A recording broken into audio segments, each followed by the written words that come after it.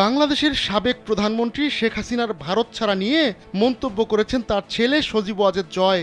সম্প্রতি গণমাধ্যমে খবর বেরোয় ভারত ছাড়া নিয়ে শেখ হাসিনা চাপে রয়েছেন। এরপরই এ বিষয়ে মুখ খুললেন সজীব ওয়াজেদ জয়।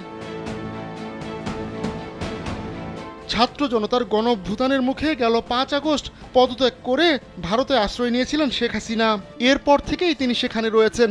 একাধিক সূত্র জানায়, যুক্তরাষ্ট্র ভারতের কাছে জানতে চেয়েছে শেখ হাসিনা কিভাবে কোন ব্যবস্থায় দিল্লিতে অবস্থান করছেন। জবাবে ভারত নাকি বলেছে শেখ হাসিনা স্বল্প সময়ের মধ্যেই মধ্যপ্রাচ্যের কোনো একটি দেশে চলে যাবেন। বাংলাদেশের অন্তর্বর্তী সরকারকেও নাকি এই খবর জানানো হয়েছে। ইতোমধ্যে শেখ হাসিনার লাল পাসপোর্ট বাতিল করেছে অন্তর্বর্তী সরকার। 250-টিরও বেশি ডিজাইন অপশন নিয়ে ওয়ালটন স্মার্ট ফ্রিজ, বোঝে আপনার প্রয়োজন।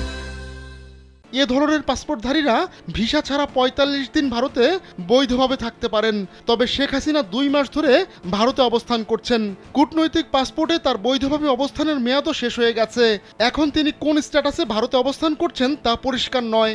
এমত অবস্থায় শেখ হাসিনার ভারত ছাড়া নিয়ে চাপের খবর প্রকাশ্যে আসে। এ বিষয়ে শেখ হাসিনা পুত্র সজীব ওয়াজেদ জয়ের দাবি, ভারত ছাড়তে কোনো ধরনের চাপ নেই।